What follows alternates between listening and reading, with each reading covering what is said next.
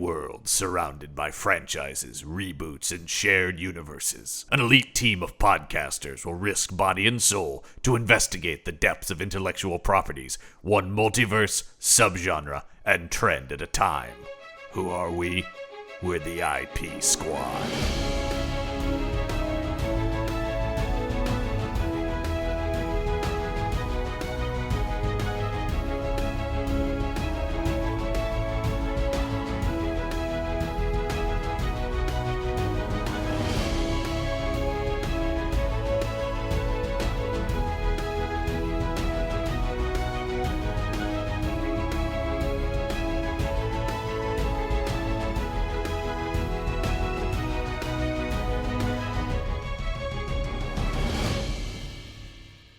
Welcome back to the IP Squad and our ongoing investigation into films based on video games.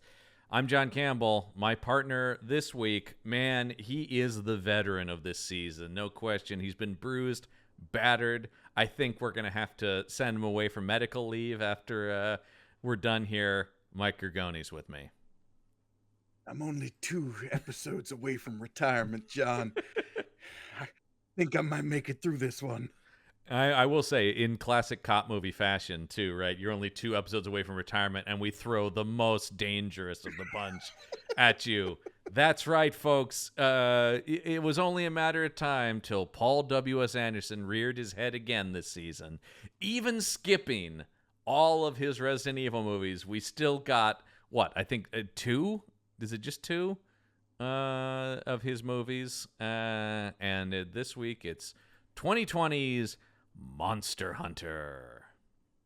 Monster Hunter. Mm-hmm. Sorry, I'm awake. Yeah, I gotta say, a movie that dares you to pay attention to it. Come on. So,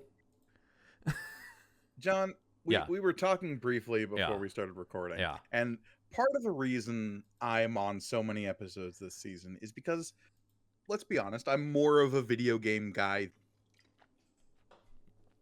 Yes.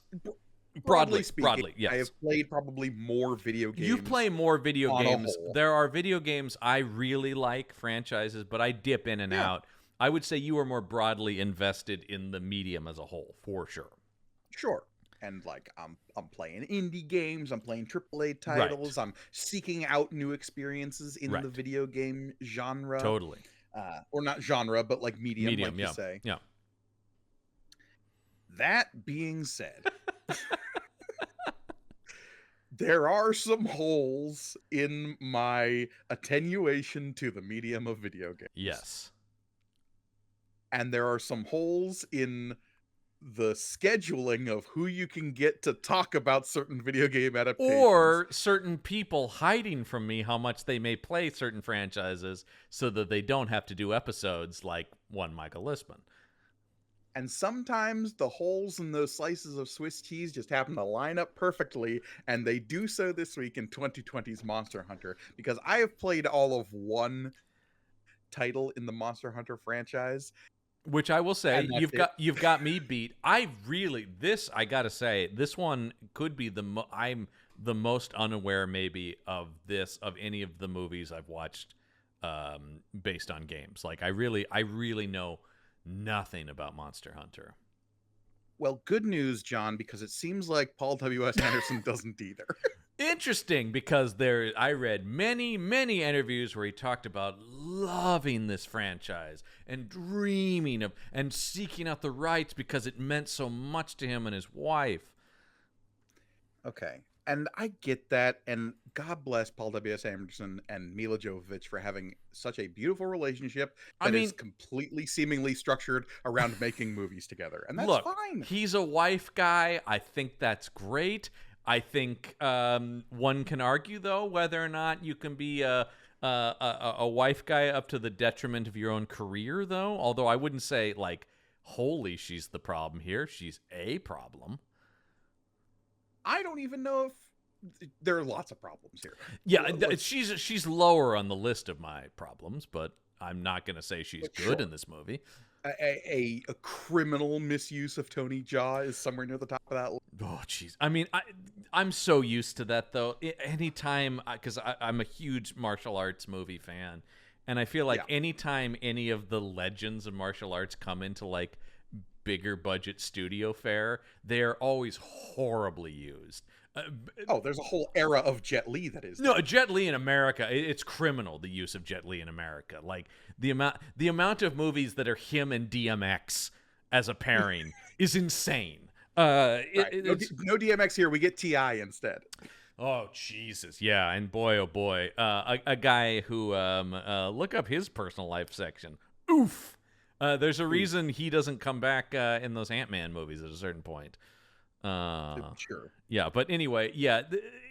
No, I'm aside from the John Wick franchise, no one in America is really using these martial arts guys super well. Donnie Yen, I think, has had the best of the bunch.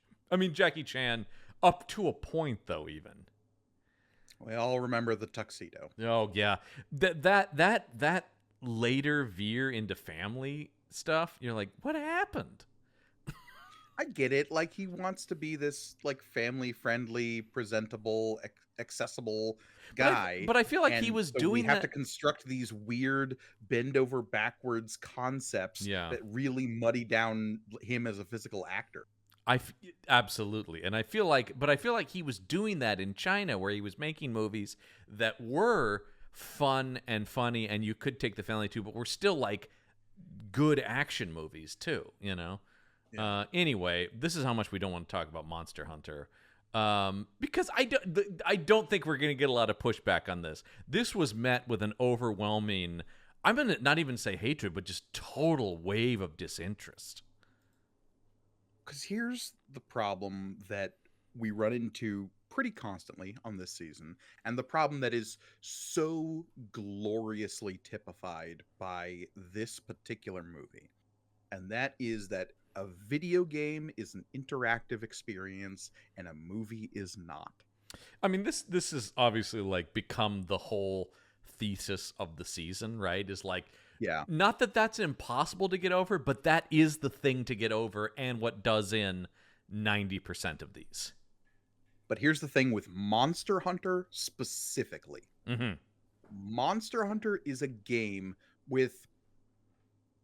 John, what do you think the plot of Monster Hunter is? I mean, it seems based on the movie?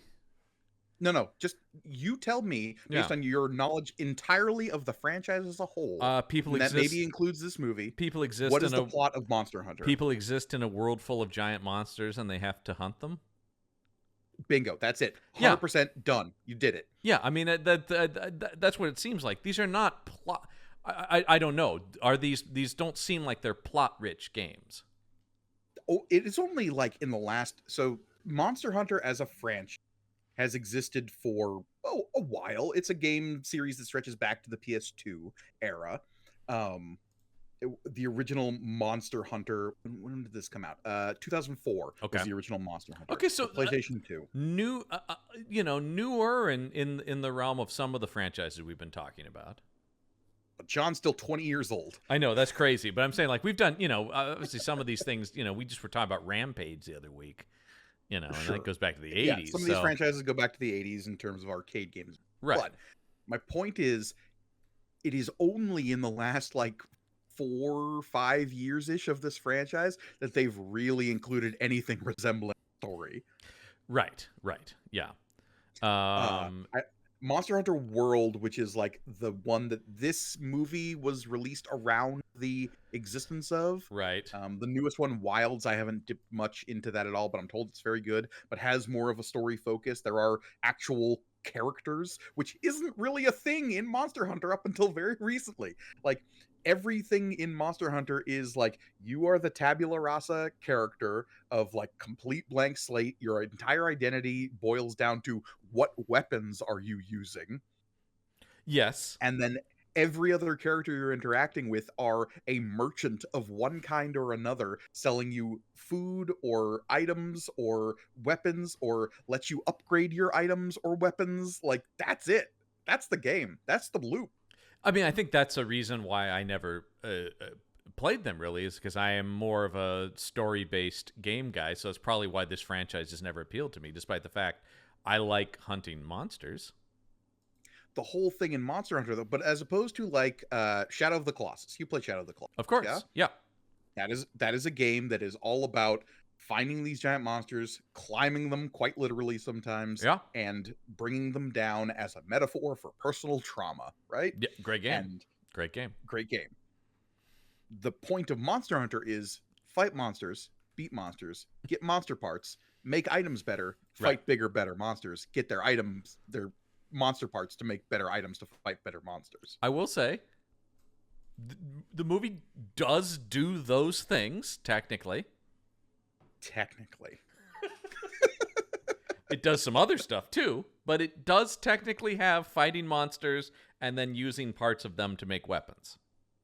But it also commits the original sin of any fantasy adaptation, and Yeah. that is, what if person from real world came to fantasy world? Yeah, that was seemingly... We started this series with Super Mario Brothers, and it commits this sin. And here's the thing, from everything I can see, because I read through the whole making of this movie as much as I could find, and it does seem like that was always Anderson's pitch. Why? The circumstances of it changed throughout development, because I will say this does seem like he had a whole vision and then budget got involved and he cobbled that thing down. Because he said his original idea was a young boy, like an Amblin, 80s Spielberg kid, gets transported into the. Then he realized, wait, my wife can't play that. I got to change it. No. The initial idea was kid goes into the world of monsters, then monsters come into our world. So it'd be two halves, right? You'd be half the movie there, and then the monsters come into the... And he talked about there was going to be a big set piece of a monster destroying LAX and stuff, and clearly all that stuff was like, you do not have anywhere near the money for that, so you really need to back this thing off, and if you can shoot in a desert in South Africa entirely, that would really save us some cash. Almost exclusively is where they filmed this movie, yes. Absolutely. And you feel that. Even with the cinematic grandeur of a South African desert, when you spend the whole movie there, you start to go like, okay, so we're not going anywhere else, are we?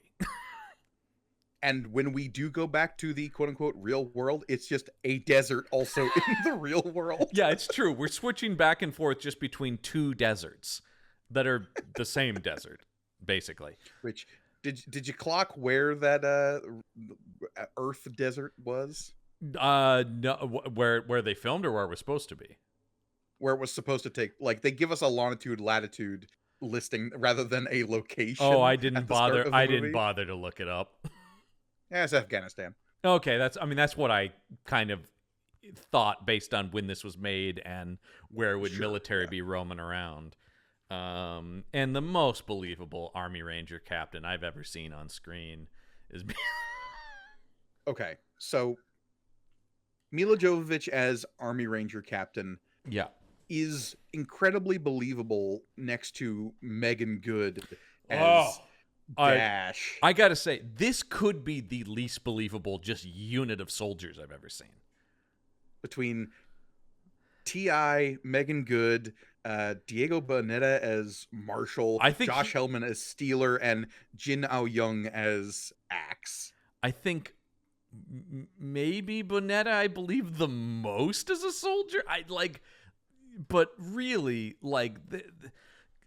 and it's handsome white guy with a 5 o'clock shadow can be soldier, I guess. Yeah, that's sort of the thing. Is this goes to when Rihanna was on the battleship in Battleship.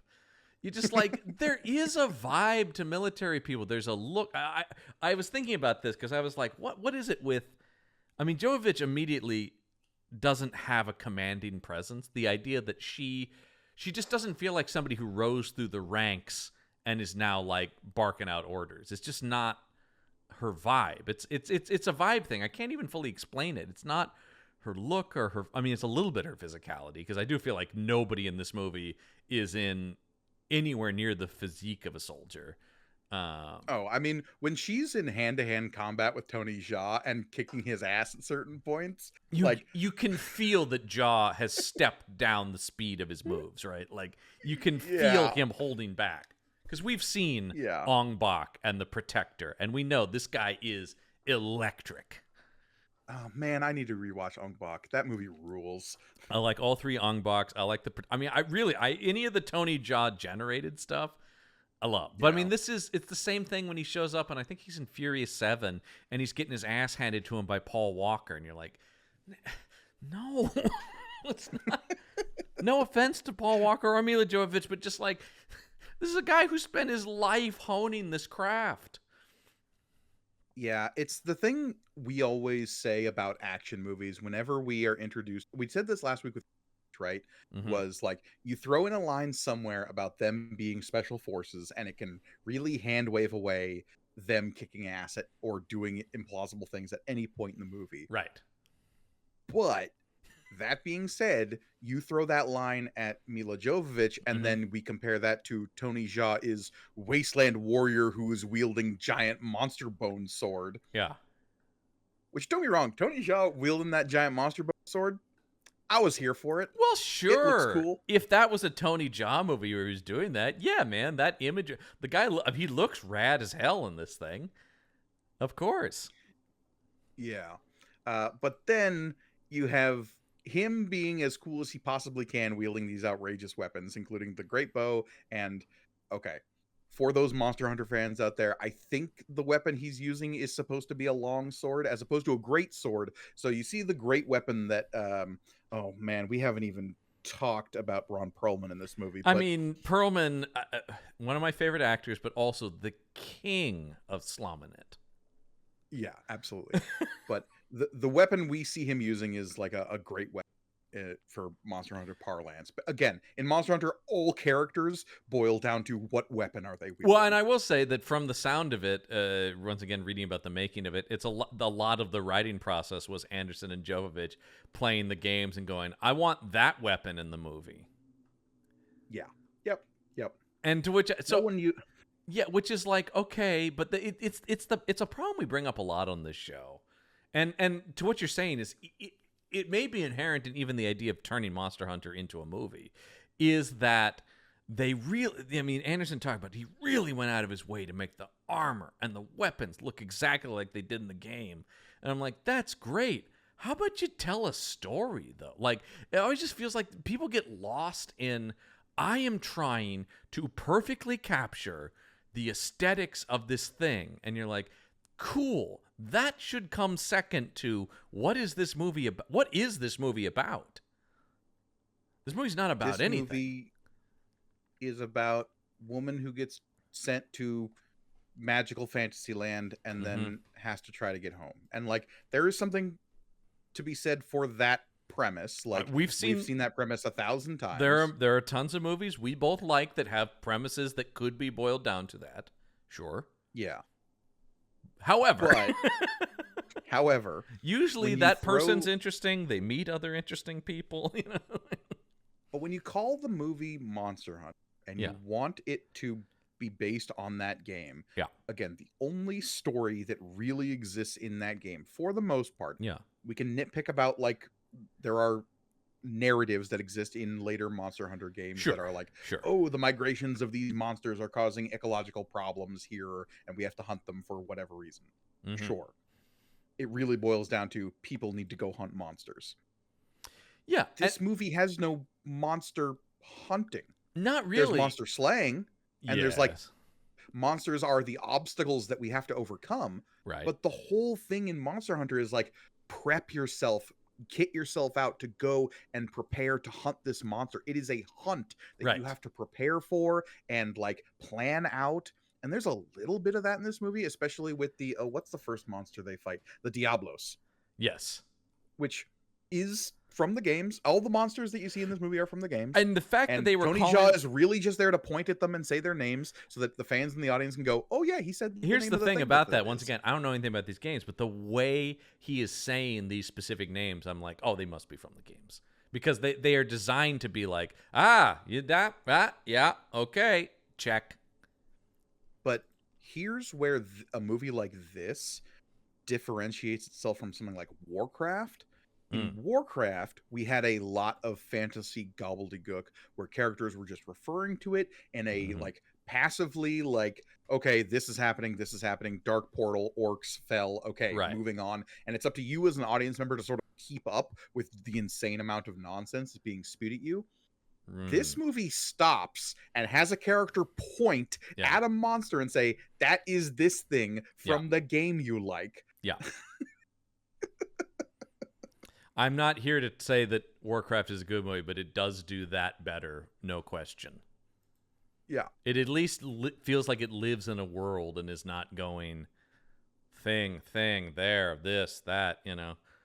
Because like I said, I can feel that. Once again, I can feel what it's like, oh, the movie is stopped to call out this thing by name. That must be a reference to the game. The fact that they don't stop and call out the names of the weapons actually kind of surprised me. Yeah, I would expect that actually. I mean, the weapons have like simple names, like I say, like longsword, or like the two blades that Mila Jovovich gets. Want to guess what those are called? Wait, the blade? I don't know. Like, yeah, those dual wielding blades she has. Guess what those are called? Dual blades? I don't know. Nailed it. Oh shit! Really? I thought for sure that was wrong. I really did. Nope. Oh. She made a point of they specifically say that was her. She's like, I want to carry those because that'll be cool on screen. And you're like, I mean, in as much as two people with blades are always kind of cool. Guess what the sword and shield is called in Monster Hunter, John? Is it called the Sword and Shield? Man, you're just nailing this. You said you don't know these games. I mean, there is, and that's fine because I'm sure the games, whatever the people who play them have fun playing them. But it does kind of speak to a Paul W.S. Anderson, right? That he would play this and go, man, these would make a good movie. Because you're like, what did you see in them other than aesthetics? That's Monster Hunter, baby. But it looks cool. Here's the other thing, though, and we've seen things like this. I'm trying to think. I don't know about this season, but I've seen things like this where, in some ways, though, that's kind of gives it an open, you could do anything then, right? As long as you include these elements. I mean, a better filmmaker could have maybe been like, well, that kind of frees me from certain shackles of I don't have characters that people necessarily associate with this. So you could build almost anything and include these elements. But instead, his movie is just as empty as anything else. So all he has still is the aesthetics. And movies, you can't, because you're not playing them, so you can't skimp on the narrative and the characters. And if our narrative is like, okay, these people in this fantasy world have to put together this hunt to track down these monsters and like kill them for, I don't know, they're threatening a village. Just insert generic fantasy reason number 2. Mm-hmm. Why introduce the real world element to it? That's what always gets me about these. So okay, here I'm gonna go to Paul Anderson here, so I said his initial idea was a kid pulled into a fantasy world, but then he rejected that, saying, "Oh, the young adult thing is overdone." Okay, but military movies never get made. No. So instead, I'll just make Transformers. Because a lot of the imagery when they're out in the desert and stuff, I'm like, holy shit, Michael Bay is bordering on being able to take legal action on some of these shots. The whole thing with the Diablos in this movie is so reminiscent of the Scorponok sequence in the first Transformers movie. There are moments where he is pulling exact shots from that sequence. 100%. Yeah. It is crazy. Yeah. And even the way the camera like is swooping low and kind of spinning around these like Humvees and stuff. I'm just like, God, this looks like every Michael Bay movie. Some fun bits with those Humvees actually, in terms of like, I don't know about like goofs, but they're definitely like, okay, there's a lot of CGI in this movie, and where? But the first one I noticed is that there's a sequence where we've got two vehicles moving through the desert. Only one of them is putting up a dust cloud. Yeah.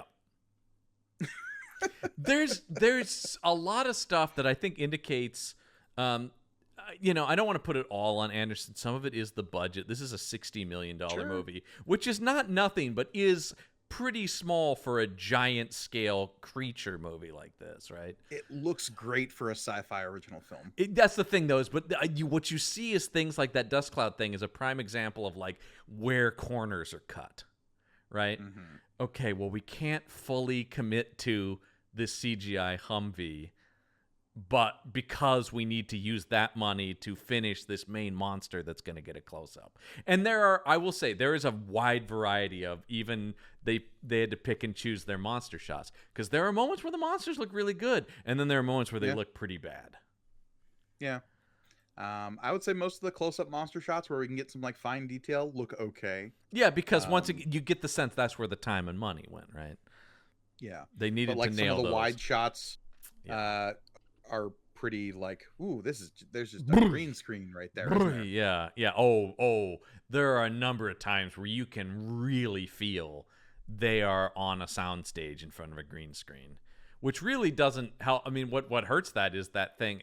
This is often the case, right? It's the juxtaposition between, there are times when they're very much out in the deserts of South Africa, and you're like, oh, wow, you're getting that. I mean, if you had a director and cinematographer who really know what they were doing, you could really get these vistas. But then to juxtapose that with like when you're trying to recreate that stuff in studio, you're like, eesh, oof, this is not looking good. Who shot this movie? I'm guessing he must have Glenn McPherson. I'm guessing he must have. Has he worked with Paul before? Oh. Yes. Oh, strap in for every Resident Evil movie. Yeah. Pompeii, that's also an Anderson. Three Musketeers, 3D, that's also him.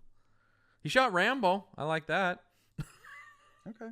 That looked good. He shot 16 Blocks, Walking Tall. I mean, these aren't great movies. Speaking of Jet Li, things from Trick or Treat. Speaking of Jet Li, he shot Romeo Must Die. Oh, no, we do love Romeo Must Die. I mean, that is one of the collaborations with the. He made like 3 movies with DMX. I just that they were ever a package deal makes no sense to me. Anyway, that Three Musketeers movie is trash. And guess who's in that? Mila Jovovich. I'm surprised she's not in Pompeii. It's always weird. There's like a couple movies he's made that she's not in. And you're like, what? What happened? Were you fighting? She was busy. They were having a fight. Because they have kids together, right? They sure do. Their daughter Ever is an actress. She was young Black Widow in the opening sequences of the Black Widow movie. You can tell because she looks exactly like Mila Jovovich. I mean, it's less. Really, she looks like she was cloned. It's crazy. Anyway, the. Oh yeah, I'm looking at her right now on IMDb. Yeah, so I mean and she's all right. I mean, I actually think Mila Jovovich is not a bad actress. It's just once they put her into and specifically Paul W.S. Anderson, this whole thing about like, okay, well, she's an action badass lady, and you're like, I'm not sure that. I mean, we love The Fifth Element. I still think it's the best thing she's ever done, which has those moments, but it's not a natural fit for her, especially in something like this. Where it's one thing to be, Resident Evil lady who was just a lady until, she got pulled to the situation and then as movies went forward. But here we're supposed to be, when she's singing the fucking army song and she's got the tattoo of the USMC. Or no, she's got, it's Rangers Lead the Way acronym is what it is. And you're just like, no, I'm sorry, you don't look like, particularly like a hardline career military person. And it's not even look as much as it's just vibe. But when you're in a movie called Monster Hunter, no, I mean, I know. But the thing about it is he wants to real world it until he doesn't, right? And that's where I keep circling back to this question. Why make her an Army Ranger? I still didn't finish what where this came from. Oh, sorry. It's really funny to me is that he primarily based this on the crossover event between the Metal Gear Solid and Monster Hunter franchises. That technically happened. You're not wrong. That was his big influence. He said he saw that, and all of a sudden he said, oh my God, the image of a guy with a machine gun versus these things. that's a movie. To which I'm like, that is the single laziest I read. Like, it's just like, what if this, but gun? Never let Paul W.S. Anderson see Fortnite. Oh my God, guns and dancing? I have no doubt. What if Darth Vader had a rocket launcher? Oh, baby. You know what he's doing right now? He's working on a new movie, and it's a video game adaptation. Of what? House of the Dead. Okay, fine. Sure. Go back to the well. He's just like, isn't there another zombie game franchise that I can get my hands on? Is it starring Mila Jovovich? I have to imagine. He's just beginning to work on it. But it is just like, I'm sure. Oh my God. She is in a movie coming up called Twilight of the Dead, directed by Brad Anderson. Oh, wait a minute. Come on now. That's not his brother, is it? I don't know. She only works with Andersons. There is also something funny about there being another Paul Anderson who's one of the most revered living filmmakers. That's always kind of funny. No. This is Paul W.S. Anderson. It's like when there was a guy named Ethan Coen who was writing like the Garfield movies. But you're like, not that Ethan Coen. His has an H in the name, but it's close enough. Bill Murray still talks about, they told me Ethan Coen was writing Garfield. I said, sure, I'll do it. Only later did I discover it wasn't that one. Oh, what? Because he's like, that's interesting. I love a guy whose whole career can be based off of his name kind of sounding like somebody else. Yeah, I know, right? Yeah. But I mean, this is the thing about, and I don't think Paul W.S. Anderson is necessarily a totally incompetent filmmaker. I liked a couple of his earlier films when he wasn't adapting video games. We've talked about Event Horizon on here. I think that's a very good movie. I think Soldier is a fun movie, if, kind of dumb, but fun. I don't. We were perfectly medium on Alien versus Predator. Yeah, I think honestly, I think that's a hell of a lot better than this movie, though. I do think like he has. I can enjoy his Death Race remake. But it does feel like you were talking before about the amount of cuts that are in this movie, and it does feel like he does not have a grasp on action in a strong way. And some of that, I think, is budget, right? A lot of those cuts allow you to move stuff around and things like that, and you're not doing... Well, for those listening who don't necessarily know what we're talking about when we're talking about, like, rapid cuts, when a movie uses, like, you can tell when it clips from, like, position to position where a camera is concerned. Right. That's usually to hide the fact that whatever action is being partaken on the screen isn't all being done in one fluid motion, right? The most egregious example of this I can think of is, what was that? Which Taken movie was it? It's 3. Where it's like a 19 cut It's 3. It's like 20 cuts for Liam Neeson jumping over a fence. Right. And you're like, I don't even know. I don't even know what I'm looking at. But I mean, so this was really highlighted for me in this film is when we start this movie, we're with this crew of Army Rangers, quote unquote, and alleged Army Rangers, allegedly, but all of them except for Mila Jovovich are going to be dead within 30 minutes. So I didn't really bother. Knowing any of their names. Know that because I saw the poster. That's just her. Yeah, but there's a sequence where they're hit by this big magical storm that's going to transport them to Monster Hunter World, and I hate when that happens. You hate it when it happens. Yeah, you hate to see it.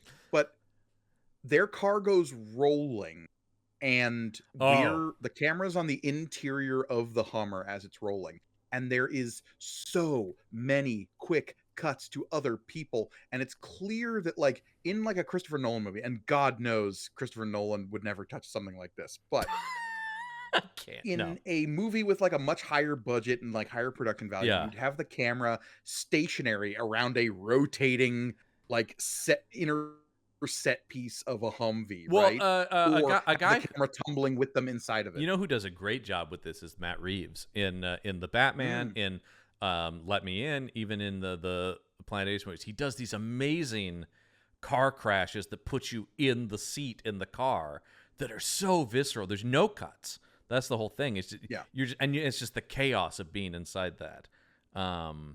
Not this though. But this feels like the old Star Trek thing where it's like when the ship gets hit by a torpedo, everyone over dramatically throws themselves left or to the right in their chairs. Right? Frakes always And talked about they had it down to a number, right? What do you want? There's a 6, 7?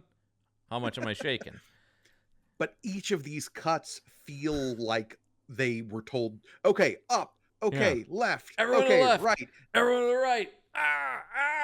We got 12 of those so that we could stitch them all together to make it look like we're tumbling. Right. And and that is indicative of like every action scene in this movie. And I think it's twofold, right? There's you can capture something in pieces, of which I think there are filmmakers who do more rapid cuts, like a Michael Bay, successfully, I think at least. And then there's also things like this where it also feels like he wants to like ramp up the action. He is one of the most egregious jump scare filmmakers, and I use jump scare very loosely because not a one of them is scary. But he loves it just like, blah! Yeah, there's a lot of those in the Resident Evil films. I was tempted after watching this movie to like go in and watch some supercuts of the Resident Evil stuff just to see, like, is it this bad in all of them?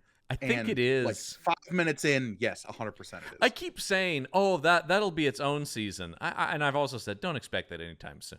I'm not ready to dive into all of those. Look, there's plenty of other weird sci-fi horror franchises that we need to get to first. I honestly, I was promised a Tremors series. It's coming. It's coming. I'm telling you, Tremors is on the calendar. I promise you. My attack pack is ready to go. Oh, I have that same attack pack. We love a Tremors. I will say, a lot of this felt very Tremors-y at a certain point too. This movie, as you bring that up. Well, because the Diablos is a monster that is like known for burrowing and ambushing. Okay, and so we deal with it for like 45 minutes of the movie. That is consistent with the games, then too. Yeah. Oh, all the monsters that they depict here. So the big monsters we get are the Diablos, which are the like burrowing dinosaur-looking things. Yeah. We get the Nursillahs, which are the horrible spider monsters. Mm-hmm. Get the Rathalos, which is the big dragon. Right. The Gormagala, which is the evil dragon at the very end. Yeah. Which is just a lot of Monster Hunter monsters are variations on dragon. I will say when the one showed up at the end, I was a little bit like, okay, so we're already back to the well of design there. Look, there's only so much variation you can get on giant winged monster that it's true, but I was just like, so this is another dragon, and that's a little bit when I'm talking about like some of my attention span started to wane because I felt like I'd been beat down. I'm like, it's another scene that looks exactly like the other scenes. Because, once again, we're not changing locations very often.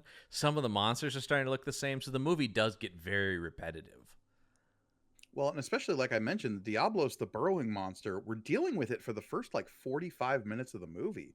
Like, we actually deal with those things twice. I thought that was going to be the whole movie. Honestly, at a certain point, I'm like, okay, so the monster they're hunting are these things. Right.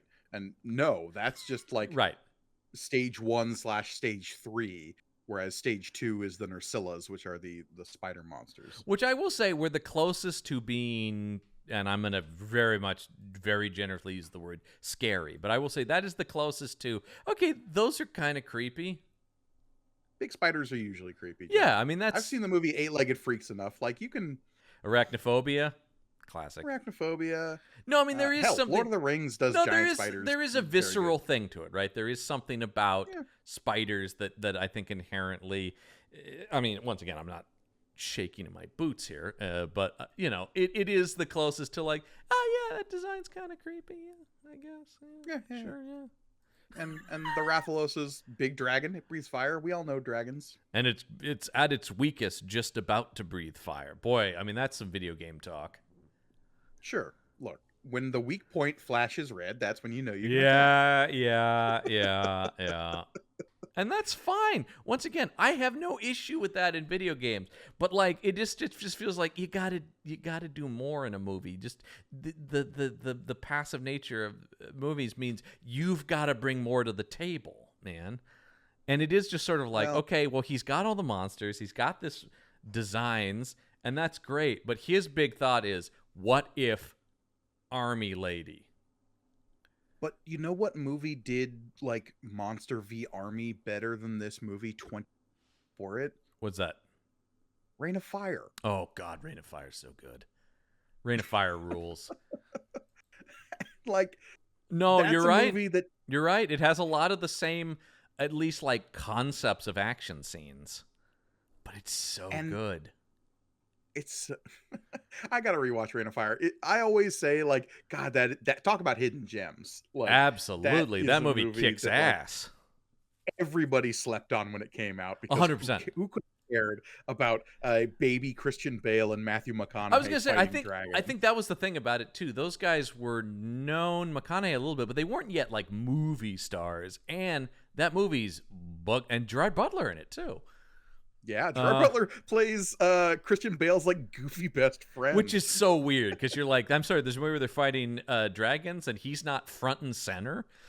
It makes no sense. He's the wacky sidekick. He, of course, now makes a lot of money fighting dragons professionally with those. I'm sorry, he's training them, I guess, now, isn't he? Yes, come on. Yeah. I just love that he's the one guy who's like, yeah, I'll be in the live action one too. What am I, crazy? That's free money. Look, he was staunchly anti-dragon early in his career, but he's quickly shifted to a pro-dragon. I've started to think about the dragons. They're all right. I do love a Jerry Butler. And I will say, that's a little bit what's missing here. And I think that's some of the thing I'm saying about Jovovich too. She's and Jaw. They're both very stern. Like, this movie needed a little bit more fun. I'm not even talking about like humor necessarily, but like personality. I wish, number one, her Ranger team should have stuck around more if you're going to commit to that, and also be played by more interesting actors. Alternatively, that weird crew of monster hunting pirates that they team up with. That like, is the why not just closest. have them kicking around the whole game? That is the movie? closest, because Perlman shows up, and I gotta say, the best character in the movie is Pirate Cat. Oh, the Palico, yeah. Yeah, I thought that. I was like, hey, that's pretty fun. It's in it so little because I'm sure it was an expensive effect, number one. Sure. But I'm just going like, that's the closest thing to, yeah, make this movie weirder. That's the thing from the games. You always have like a weird. They're called palicos. They're like cats. They follow you around. They help you out. I assume they were from the game because that'd be a weird thing for him to add. But yeah. But you know what I mean? Like, I wanted more of, because he keeps talking about, like, he talked about like, I wanted to do this mix of Indiana Jones and Avatar, and I'm just like, okay, yeah, but like those things have design, like creative, weird things in them, specific world building stuff. This movie doesn't have. I mean, I will say the movie opens up with like a pirate ship sailing on the sand. You're like, hey, that's pretty cool. And then we get away from that fast, where I'm like, I wish the movie was wild. I mean, when you talk about one of the things that really works about Reign of Fire is everything in that is pretty nuts. It's what if the apocalypse was caused by dragons? Yeah, and it really leans into it, right? Like, it really dives into the. I mean, the whole McConaughey's whole performance in the movie is, you know, that's what I think. I just wanted more eccentricity and character, and, you know, I mean, I think you could take a lot of the same movie and just make it more fun. Instead, it ends up with it really is just hitting the beats, because, you know, once she meets Tony Jaa, they fight. We already talked about how insane it is that they're trying to make me believe that she could fight Tony Jaa. And then eventually they become friends, and then it's all just like, here is this thing and everything you need to know about this monster, and then we'll do a training montage so she can get good with the dual blades, and you're just going like, okay. And then you get to Perlman, and you're like, well, that should be fun. In the wildest wig I've ever seen him in, and that includes Beauty and the Beast. Absolutely. I mean, look, and here's the thing, though. I'm like, okay, Perlman's here.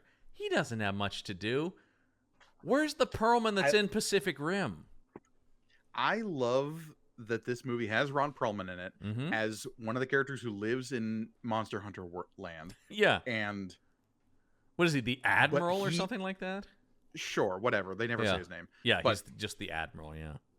everyone else who lives in this world speaks some weird other language that Yes. not English. But Ron Perlman can't be bothered. He just speaks English. And I love it's the great kind of lazy screenwriting where she's like, "You speak English?" He's like, "Yeah, I picked it up." From where? From what? What? Yeah, whatever. Again, this movie invents whole cloth this whole concept of Monster Hunter Land, which in the games is referred to as the old world / new world, depending on which game you're playing. Well, it starts with this on-screen quote that's not attributed to anyone, which I thought was funny. I love that you can just put quotes at the front of the movies and just don't say who quoted it. Well, I love, just say it's a quote. It makes us sound smart. And it's just like, there are worlds all. What is it? I should have written it down. It's some generic thing about just like there are worlds known and unknown, right, or something like that. There's something in then it's just basically just like might as well just say the movie you're about to watch takes place in a fantasy land where there are monsters. Deal with it. I mean, it's called Monster Hunter. What do you think? Yeah. But they could have just put that up. The fact that they put it quotation marks around it made me go. I was like, who the fuck said that? No one. Okay. Oscar Wilde. It says, it is entirely possible here we go. that behind the perception of our senses, new worlds are hidden of which we are totally unaware. I thought it was going to be like Lovecraft, right? Like that, or something like that, right? Like who would have said something like that? I'm going to look it up right now. I'm going to mute my mic real quick so you don't hear my keyboard. But I mean, you know what I mean? Like it just, and I was like, okay. I mean, it's damn close to the Jim Morrison. There are things known and unknown, and in between are the Doors, right? That's the band. But you just, it speaks to, you know, it's like, well, you almost get the sense he's like, I can't have a crawl. I can't just straight up do Star Wars, although I steal from so many other things that I. But does it belong to anyone, or did they made it up? Albert Einstein. What's that? Einstein? Einstein. Why didn't they That's an put Einstein that? quote. Why didn't they put that then? They basically throw it up like, you all know this, Jim. I'm like, I don't. I mean, Einstein said a lot of stuff. That's solid. Interestingly, it's actually a slightly changed Einstein quote, so maybe that's why they don't attribute it. Because the Einstein quote is simply, it is entirely possible that behind the perception of our senses, worlds are hidden of which we are unaware. So it adds the word new and totally. Yeah. Yeah, because Einstein didn't have the balls to say that, man. Well, it's also so we can have the fade resolve in the opening that bleeds the words away until it just says the new world, because that is the name of the setting in the Monster Hunter game that came out around the time. Because it's metal. Yeah. No, it's not good. It's. I mean, it is almost just like, nice try, movie. You're a dumb movie though. Like don't. Just but I think that's what we're talking about when we say things like Rain of Fire. There are other examples of movies like this too, where it's like, be a dumb movie, but be fun. I had no fun. I found this surprisingly boring.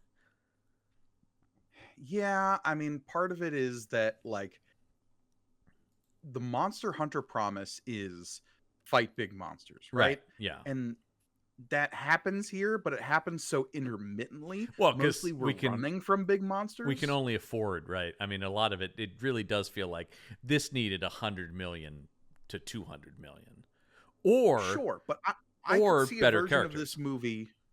I could see a version of this movie where you could only have one big monster fight. Yeah. But if the whole movie is leading up to it and it's the back 30 minutes of the film and like everything else was like, okay, establish monster at the beginning, it ruins and wrecks our shit. All right. We have to spend the rest of the movie prepping to fight big monster by assembling all these other monster pieces to make the bits we need to fight the big monster. Did you see, I'm sure you saw Love and Monsters.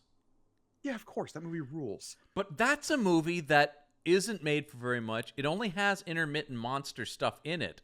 But it really puts like work in on the characters, and you really care about what's going on with them, right? Like that's an example of like but I mean and you know, maybe I'm too hard on the guy. I don't know. I don't think Anderson's capable of that. I really don't. I've never seen, even as much as I enjoy like an Event Horizon, that is just because of how dark and bug nuts it is. He is not a skilled character writer or director. And he is writer-director. Because he is the sole writing credit. He sure is. Written for the screen and directed by Paul W.S. Anderson. Also, Mila said in an interview, he's already written the next one. Well, go ahead and lock that drawer up, buddy. That's not coming out anytime soon. Because he does not have any writing credits on. Because the other movie, of course, we've covered for him this season is the first Mortal Kombat. Yeah, which he did not do at least any credited writing on. And that was incredibly early in his career. That was his second movie, yeah. Yeah. And like, and he is. Both Elliot and I defended the hell out of the movie because it's goofy and fun and weird and makes bizarre choices to try to like adapt something that like maybe you shouldn't have adapted. But yeah, I also blame him less on the failures of that one because he got saddled with the PG-13. You know, I mean, there were some things working against him on that one, but he is credited writer on all those Resident Evils. And the only one I will like kind of go to the mat for is the first one. It's certainly the best of those. Because the rest of them are just like, what if we took elements from the other bits of the Resident Evil franchise, put them in a blender, and then have them interact with Mila Jovovich's character? Yeah. I lose track of what order these things. Okay, so we will be talking about in a couple weeks on the show. Michael Lissman and I will be talking about the non-Paul Anderson Resident Evil movie, and we'll talk about an attempt to make something more faithful and whether or not that worked as well. But like, the thing I can't believe is this movie, we'll get into the box office later, but this movie really did quite poorly. And yet he still gets to make the fucking In the Lost Lands, you know? You can't stop this guy. He makes another Mila Jovovich, you know, fantasy action thing. The whole season devoted to his Resident Evil franchise is far in the future for us. I mean, so that's my way of saying I'll probably never do it. Sure. Yeah. But eventually we all run out of ideas, John. No, and sooner or later be like, Hollywood. I guess I guess by the time Campbell and Jones are meeting the zombies, we'll, you know, which I keep threatening Brendan with. My whole point with that, bringing it up is, those movies are not incredibly financially successful, and yet he was allowed to make 8 of them. Because I think he's trying to do in this movie what he did with those. Those were all like mid-budget movies, and they all made just enough, right? If you are a Meet the Monsters listener, especially on our Patreon, at least as of if you're listening to this was coming out, you've heard Gorgone on the Underworld episodes, and I feel those are very similar things. Long running, they had some kind of core audience, and they knew not to, you know, get too big for their britches. There's only 4 of those? That feels wrong. The Resident Evils? Yeah. No, there are more. I don't think he directed all of them. Oh, I see. I think the thing is, if you look, I think she's in all of them, but I don't think he directed all of them. And that may be what you're, because I think there's like 6 or 7 of them. Okay, fair enough. Yeah. I mean, and unfortunately, and it's because, I mean, when she came on the scene, she was doing things like Dazed and Confused. I love a movie with her and Christian Slater called Cuffs that no one remembers, and that's okay. But like, she was, you know, she'd come from modeling, but like, she was on Married with Children, and she's in Spike Lee's He Got Game, and she's in Dazed and Confused, and, you know, The Fifth Element and stuff like that. But unfortunately, now when I see her, she's become like a B movie where I'm like, oh no.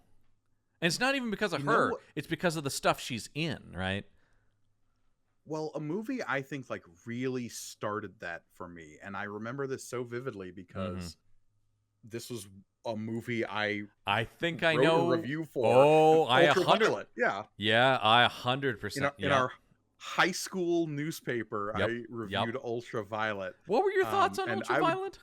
I don't remember, John. I don't remember the movie Ultraviolet. It's dumb, is what, because it's like futuristic vampire. That was an argument between Brendan and I, by the way, as you bring that up from Meet the Monsters, as to whether or not to include that movie. We did not cover Ultraviolet because it's like vampire sci-fi.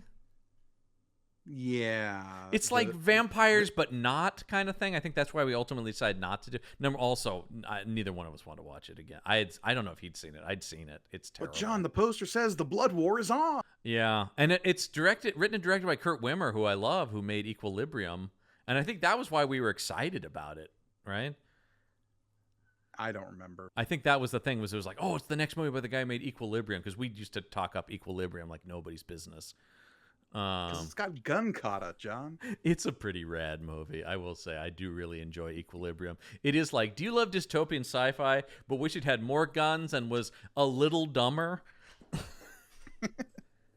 What if Bold New World ended in a shootout? That was pretty. That was us in high school. Remember, we were like, "Fuck Aldous Huxley, man! You gotta watch Equilibrium. It does the same thing, but a dude's face gets cut off at the end." Because he literally cuts Taye Diggs' face off. Spoiler warning for that, if you remember. It's pretty fucking cool. I just love the sentence, fuck Aldous Huxley. Yeah, fuck you, Huxley. We got Wimmer, baby. I will say, Wimmer's doing just fine. He's keeping me very happy with the Beekeeper franchise that he writes now with Jason Statham. I keep bees, and that means I'm also a secret agent for some reason. Gorgone, he's got to protect the hive. Sure, yeah. Whatever. You're threatening the hive. Who's the hive? Whatever we need it to be. It's whatever it is. It's freedom. Or something. Have you seen that movie? Freedom or something. Have no, because okay. It looked like every other Statham movie. Do you mind does everybody mind if I spoil the ending of it for you then? Please do. He ends up taking on the President of the United States. In like a fist fight? Not necessarily, but it is because they discover, wait, there's a certain kind of bee called a queen killer that's like, because sometimes the queen is bad for the hive, and it's time to take out the queen. And so he ends up actually doing battle against the President of the United States, which I remember sitting in the theater and going, I did not think that's where this movie was going, but I am here for it. He is so committed to American justice that he is like, there has to be a change in leadership. If it worked for Black Dynamite, it can work for Jason Statham, I guess. The Beekeeper. I think you would enjoy the Beekeeper movies. They are very silly. I'm sure I would. They are very comic booky Statham movies. Anyway. When you say it's a franchise, I was under the impression there was only one. Oh, no. Well, I'm sorry. They're making the second one now. Oh. Yeah, the second one is coming out. They're filming it now as of... So, of course. Yeah, get ready for Beekeeper 2. 2B2 Keeper. No. I'm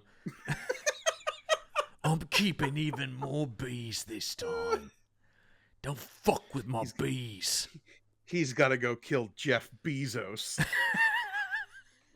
I mean, yeah. You also get the great Jeremy Irons doing like a Kentucky Fried bad guy accent going, oh, son of a bitch, we got the beekeeper on us. Jeremy Irons doing Southern. Interesting. Yeah, he is. And all of his lines are just like, you pissed off a beekeeper, son. You don't even understand the world of hurt that's coming your way. Because, yes, Beekeeper... I know it's quick when I see one. Beekeeper is both a title and he actually keeps bees. Yeah. Because we can't have smart things in movies. Oh, I think that was pretty clever. Anyway... And especially the more he talked about protecting the hive from the honey. He also does light a guy on fire with honey and is like, you didn't know honey was flammable, did you? So, man, someone wrote a whole script just because they learned that. That honey was flammable, yeah. He throws a jar of honey on a guy and lights him on fire, and it rules. Rules. There's an episode of Mythbusters that sparked a whole cascade of work on the typewriter. Kurt Wimmer. That's the aforementioned Kurt Wimmer saw that. Anyway, there's our sojourn into Beekeeper because there's nothing to talk about in really, there's very little to talk about because, then they fight some monsters. They fight a monster. They fight another monster. then they meet Ron Perlman. Yeah. And then he says, "Hey, want to fight some monsters?" And they're like, "Hell yeah, Ron Perlman!" And then they go fight a monster with Ron Perlman. And then they fall through a hole in the world. And then that monster fights a bunch of helicopters in a worse version than Reign of Fire. Yeah, really And then bad. they fight the monster.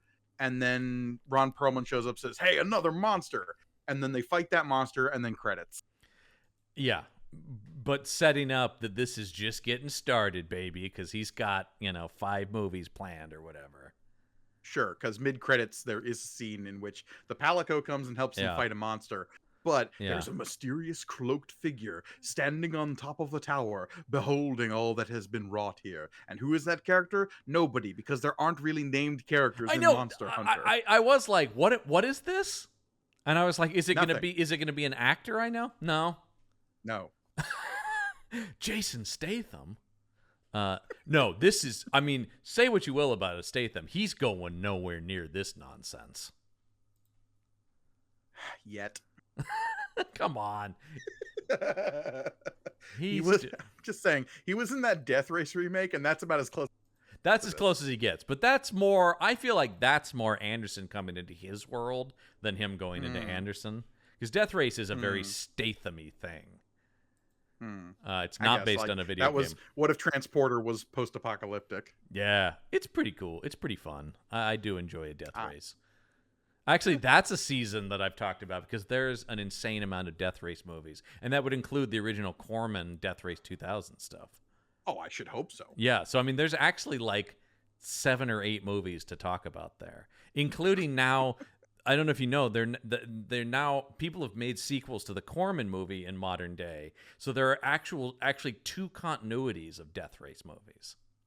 Oh God. Yeah, that's why that's a very IP Squad thing that one of the things I love on this show is loopy continuity is big for me in franchises.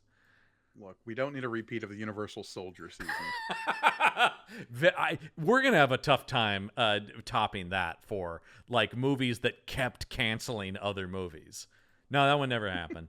I do want to talk about the controversy around this movie and its Chinese release. I don't know if you read anything about this. I think that was mentioned in one of the Wikipedia articles I was reading. In the there was original some backlash to joke that was made that in the original cut of the movie we watched. No, it's because it's been taken out of all cuts. In the original cut of the movie, there was a scene where a character said, "What are my knees? What kind of knees are these?" And then says Chinese. Which I gotta say, guessing that is the Asian actor who, Jin Ao-young, yes, who plays one of the soldiers. Which I gotta say is not a great line, but is almost, I mean, is incredibly stupid, but also like I don't even know what I'm trying to imagine where that was. Anyway, China got very upset about that and banned this movie. And even when they cut it out and issued a new cut, they were like, "No, we're still too upset about it," and wouldn't show it. I mean, Chinese movie censorship is what it is. Oh, I mean, it's crazy.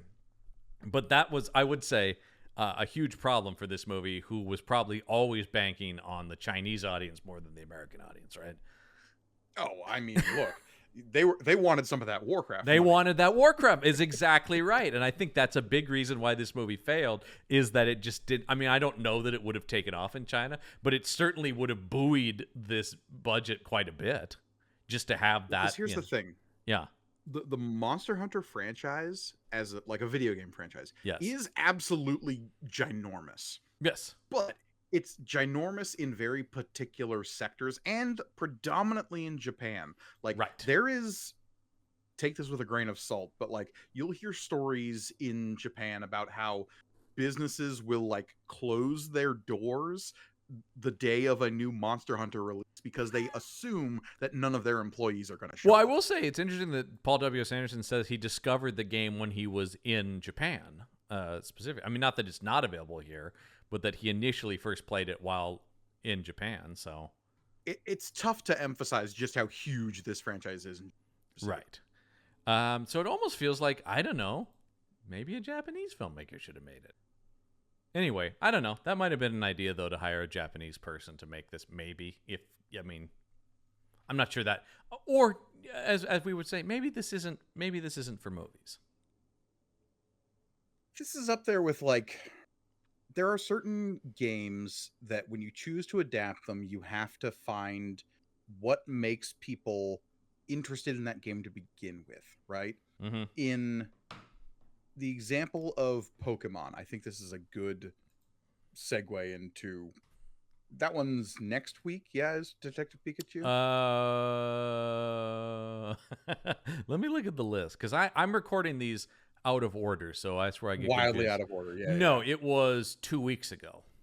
It was 2 weeks ago. Anyway, so we've already talked about Detective Pikachu. I wasn't invited to that one, and I'm sad about it because that movie rules. But If you want to do it, we actually technically haven't recorded it yet, so maybe you were on that one. anyway, past me and future me are having a discussion right now. Yeah. But the avenue to which we entered Pokemon as a film franchise, a live action film franchise, Mm-hmm. landed on the angle of the relationship between human and Pokemon as the like central theme, and expanding that theme out to what if this person's relationship with the Pokemon is also the relationship with the father. Yeah, and yeah. obviously we build on that to massive success. They built a story around characters and set it in the world of Pokemon. Yeah. That's you could have done that with Monster Hunter. But when we kill everyone who's connected to our main character Right. within 20 minutes of the movie starting. And Tony Jaa's character just isn't much of a, you know what I mean? Like, that's the thing. You could have expanded that, because, like, if the movie was really about the bond that builds between Hunter, which is the only name we're ever given for him, and we haven't talked about the fact that her name is Captain Artemis, which is just incredibly stupid. It's because Artemis is the goddess of hunters, No, John. Don't you get it? Yes, Don't you get it? I get that, but I'm like, who the fuck's name is Artemis? Artemis Fowl. Yeah, that's his first name though. That's true. This is her surname. Natalie Artemis. Army Ranger. Captain Jane Artemis. You know, you're just like, immediately we're in someone's bad fantasy novel at that point, I feel like. Once again, which would be fine if she came from but she's supposed to come from our real world, where she is a member of a very real U.S. military unit. And the only thing we really get for Tony Jaa's character, Hunter, Yeah. is that he had a family, they died, he's sad about it. Mm-hmm. What if we use that to motivate his character to, like, save Mila Jovovich at all? But no. Well, can I say that would have worked a lot better if it was the kid that he originally wanted, and then it became sort of the surrogate son that's like that he grows to, that he's initially resistant to. I do honestly think, I'm not saying it would have been a good movie, but I do think there was more to do with his initial idea of the kid, honestly. Yeah, and look, I'm a sucker for kid gets sucked into a magical world movie. I mean, you've heard me defend Forbidden Kingdom. Yeah, an amazing American use of two martial arts legends. I mean, actually, I will say better than some for sure. But yeah, I mean,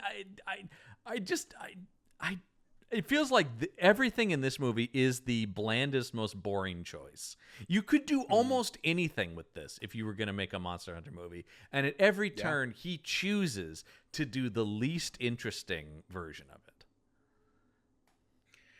And maybe that's a budget thing. Maybe it's like, that's what we can accomplish.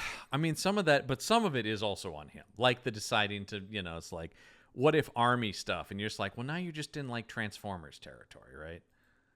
And you're inherently like swerving away from what makes this franchise interesting. Right. And you're just going like, and like I said, Transformers does that better too, because number one, they have the budget, and they have a guy who I think actually cares about military stuff too, because that's the thing too. It's just like and that's why I'm almost just like, then make them a fake thing. And once you call them Army Rangers, though, then that activates people like me who read about this stuff and start to go like, no, wait a minute. Okay, that doesn't make any sense, you know? If they were a UN or if they were mercenaries or something, then I would just be like, okay, because nothing comes of them being army beyond they can sing the fucking army song. And they've got reinforcements that show up out of nowhere at the end of the movie. Yeah, what was that? All of a sudden they're like, hey, we're here. And they were out there to be there so that they could get attacked by a dragon. Yeah, it's just like, we're here to die. But also, sorry, Rathalos. There's a whole thing, too, about that's so loosely, they're out there looking for another unit that went missing. because that fell into the Monster Hunter land Right. and got burnt to death by the Rathlos, I assume. Right, because they just keep talking about what happened to Bravo Company. They got monster hunted. Yeah. I do like, so I did see somebody point out that's basically the exact same setup as Anderson's Resident Evil movie, which is military and the unit same setup goes as to like Predator, Yep. and the same setup Yeah. as Aliens, yeah. and the same setup. Hey, we as, lost contact with this thing. Send in another unit to, Yeah. whatever, man. Whatever. It's not a good movie. Roger Ebert did not live long enough to see this movie. I'm sure he would have liked Mila Jovovich in it, but she's very talented. I like the part where she gets that wound on her ankle and then takes a bullet apart to cauterize the wound with the gunpowder, and then can immediately stand on it and it's okay. That's some real Rambo shit right there, right? Like, once again, though, those Rambo movies are at least fun. The part where EI's torso explodes in spiders. Once again, that's the closest to like, okay, that's kind of a horror movie beat. I mean, it's the same beat that's in the Stephen Sommers Mummy movie with the scarabs, but sure. Also not a thing from the games, but whatever. Oh, no, whatever. Let's talk about how this movie did at the box office. We talked about bad. Yeah, if you heard last week's episode about Sonic the Hedgehog, we talked a little bit about the 2020 box office. Actually, I mean, yes, bad, but of course a weird year because you've got the shutdown of the theaters here with the pandemic year. So this is the weird year where Demon Slayer, the movie, Kimetsu no Yaiba, the movie, Mugen Train, sure, yeah, was the highest grossing movie of the year. Yeah, good for them. It's just one of those, and the two top grossing movies of the year are Chinese releases because they were able to open cinemas sooner. Now, John, yes, you say that, yeah, but this movie came out in December of 2020. Yes, this was in that we're starting to open theaters back up. This movie did not do well. I'm just talking about in terms of, I'm going to ask you to guess where it is. It's higher than it should be due to fewer movies coming out, is my point. Yeah, fair enough. In terms of its ranking. So the movie, by the way, what did this make? On a $60 million budget, keep that in mind, this thing made $42.1 million. That's worldwide. Oh, no. Oh, it's a disaster. Oh, no. A disaster. Where do you think this landed in the top? I don't even know if there were 200 but I'm movies doing of that pandemic year. math. Right, higher than you think. It's in the top 100 for sure. Sure. I'm whittling it down by quarters. Like, is it in the top 50? Maybe. With that kind of. I want to say 27. Oh, they wish. 39th. Ah, damn it! I went 39th. 37. Just above Underwater, which was the Kristen Stewart Monsters Are Underwater movie. No, that movie is Alien, but what if Alien was under? I mean, it was so painfully obvious that was the case. And then I liked it, but it is what it is. I mean, it's fine. I think Leviathan is more fun. Fair. And then just below Peninsula, which was the sequel to Train to Busan. Which is okay. It's not nearly as good as Train to Busan, but it's all right. But once again, a South Korean movie is beating this just because the market is so bizarre at this point. Sure, yeah. I mean, and would stay that way for like 2 years. New Mutants made more than this movie. And that didn't do well. Yeah. Did you see that? Yeah, we did an episode about it. All right, we did. I liked it. I actually think it's pretty good. Yeah, it's okay. Yeah, I mean, it's I liked it. I think I wish that cast was in a better movie. Well, I wish it was. One of the big problems with it, and of course, this is what people tuned in for, is that it was in that uncertain time in the Fox X-Men universe. So they have to be like real vague about like, well, where does this fit with other X-Men stuff? And they're like, just don't mention it, and we'll figure it out. We don't really was know where also, we're like, going with this, right? This was like mid-Disney right before merger. the Disney Fox merger. Right, yeah. and so they're like, I think that was on the horizon. So they're like, just don't commit to anything because this may change. So because I think originally they're like McAvoy was supposed to be in it as Xavier, and then they were like, actually, don't do that, and just go ahead and make the movie. So I think that was a big problem with it. But other than that, I actually that cast I think was great. Anyway, let's finish up here with some highs and lows. Gorgone, you loved it. This to guess. on IMDb, this movie has a rating of 5.2 out of 10, Which is so it's way like too high. smack dab in the middle. So I gotta figure that any 10-star review here is just like absolutely potato brained. Like, I saw monsters on the screen and I like monsters. I will say, okay, so the low, which is more there's a lot of as you might expect, a lot of people being like, I love the games, what is this? Yeah. I'll read this one though from Dr. Baskerville, who isn't somehow on the Sherlock Holmes season that we're doing later on, but is instead talking about this movie. Well, look, at least he got his doctorate. Titles his review embarrassingly bad, and follows that up with the opening sentence: this film was embarrassingly bad. It had some good. Full stop. End of review. I wish there are a lot of reviews like that on here where they're just like, oof, or I hated this, or it sucked, which is all fair. It had some good cinematography and creature designs. I'll give you creature. I don't know. It has some okay cinematographies where I'd like. Anyway, No, the creature designs belong to the video game. The movie do that. right, and the cinematography, like I said, is like okay in some places. Some entertaining action. Mila Jovovich was good here. She really tried, and was let down by the abysmal writing. Some of the set pieces and uses of gore were cool. By the way, PG-13, I did feel that in some places where there should have been more gore. Did you have that? Oh, there's literally bits where the monster gets in the way of its own devouring of a soldier. It just like, and there's a couple times like a pincer of a monster like goes into a guy's back, but it doesn't come out through his front, and you're just like, it lacks an impact, right? When you're just like, you're supposed to have gutted a guy, but you don't really get a sense of it.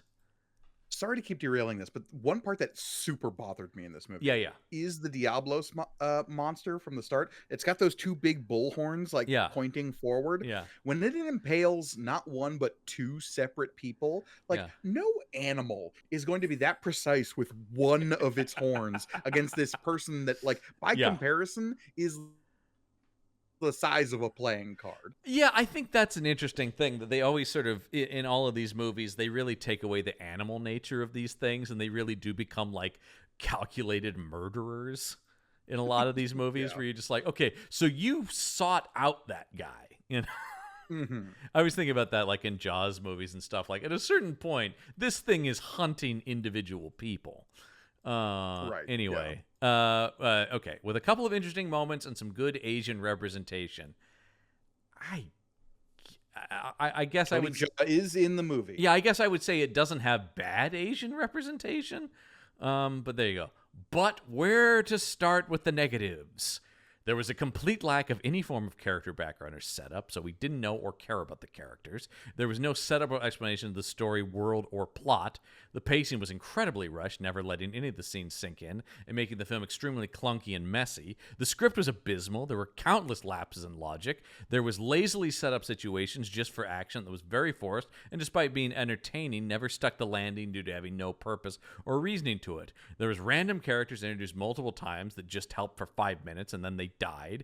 The action was very forced. There was absolutely no character development or depth. I didn't care about a single character. There was practically no plot at all, with no explanation whatsoever. It was all just pointless action. It was tonally off multiple times and actually laughable when it wasn't supposed to be.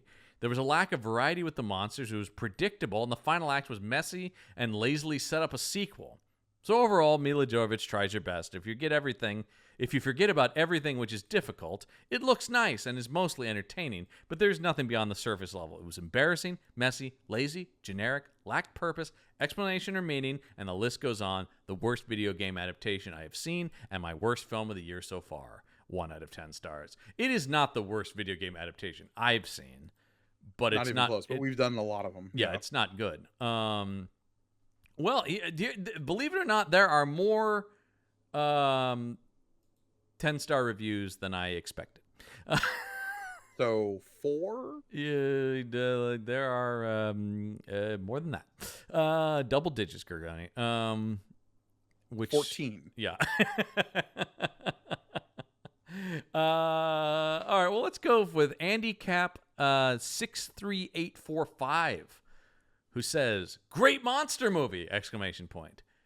This movie starts out fast with great action and doesn't let up. The CGI throughout looked absolutely stunning, and the fact that the majority of the fight sequences involving monsters happen in broad daylight only speaks to how incredible the action and effects were. The action was fast-paced, the special effects excellent, and the storyline was interesting. There's certainly not a ton of depth. The characters, definitely not a deep plot, but this isn't the type of movie you see for the writing and awards it's going to receive. You see it because you're hoping to see some awesome action and great monster effects that are on par with Kong Skull Island or Godzilla King of the Monsters, and this movie definitely delivered. No. Can't wait to buy it on 4K. No, John, I don't usually interrupt you on these. Well, that sorts was of the things, end of it. but Can't wait to end by on a 4K. 10 out of 10 stars. Go ahead. how dare you compare this movie to Godzilla King of the Monsters? I'm not a big fan of How that movie, but dare you? certainly from a effect standpoint, yeah, good lord. No, nowhere Or near. Kong Skull. Oh no, I know you like Kong Skull Island more than the Yeah. King of the Monsters. That's my but favorite I of love the both of of legend. those movies. Yeah, I mean, like I said, no notes on the visual effects in those. I think all of they look great, all of them. And this movie, yeah, Comparing monster action to this movie to either of those Yeah. films is absurd. or really almost anything like any of the even Shin Godzilla or Godzilla -1, like or the Pacific Rim. I mean, that's the thing. It's like if you're just looking for big even Rampage that we talked about, like. Honestly, if you're looking for big monster action, there are like 20 movies recently you could go to instead of this. Yeah, Like, for sure. And like we are not I would shorted say- on big monster action. Shin Godzilla and Godzilla -1, maybe like that's a bad comparison because those to be like big actiony monster movies, Right. This is true, but I'm just talking about just in terms of like the quality of the monster action that is in them. There's a lot of, like I said, I mean, honestly, watch either Pacific Rim movie over this, though, if you're just looking for Ooh, smash 'em up. Uprising even. Oh, better than this. Are you kidding me? Yeah, Much fair better enough. than this. That is an amazing Power Rangers movie, Gorgone. I want to say that was our pal Mikey Nielsen who said that in his that was his review of it to me, because that's one of the best Power Ranger movies I've ever seen. And I'm like, that is the best lens to view it through. I just remember the credits of that movie because it was the first time I had seen, because sometimes when you see the credits of the movie, they'll split up the digital effects artist based on what company they're actually Right. working Yes. for. Yeah. Pacific Rim Uprising did not, so it was like 2.5 minutes unbroken Yeah. of just names of digital artists. Yeah. That's me. Right there. It's fun. I mean, the first one is like a masterpiece, and the second one's kind of fun. All right. Well, that's Monster Hunter, sadly. A movie that exists. Yes. Next week on the show, I think we're gonna have a lot more fun. Because we're back in the world of Mortal Kombat, but not in Paul W.S. Anderson's Mortal Kombat, but in the gore-drenched modern Mortal Kombat movie, which is just called Mortal Kombat. Which we've just now started seeing trailers for the sequel for. Oh, baby, it looks good, too. Oh, does it look good.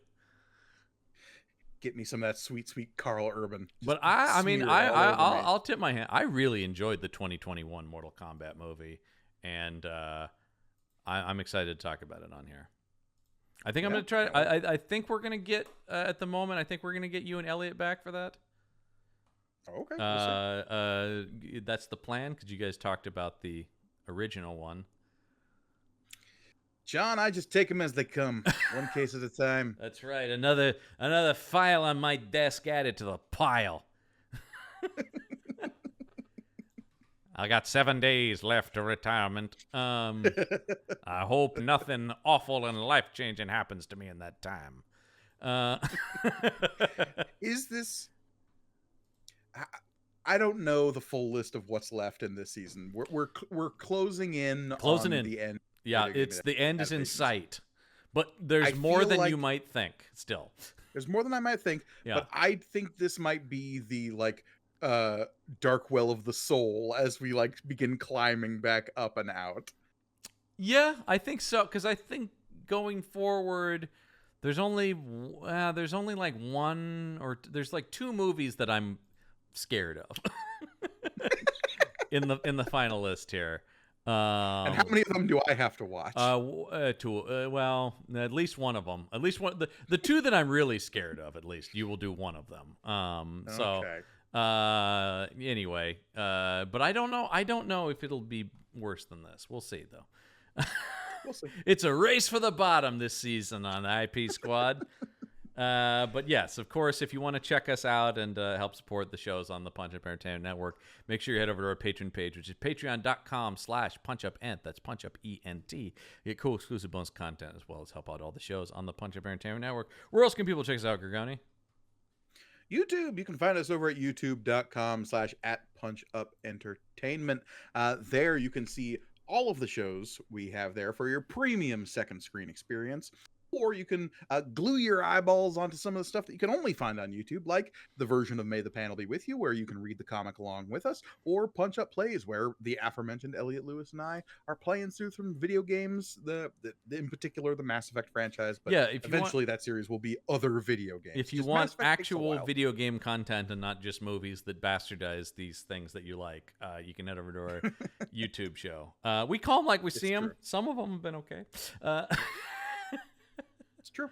But that's going to do it for this week's episode. Until next week, the case file is closed.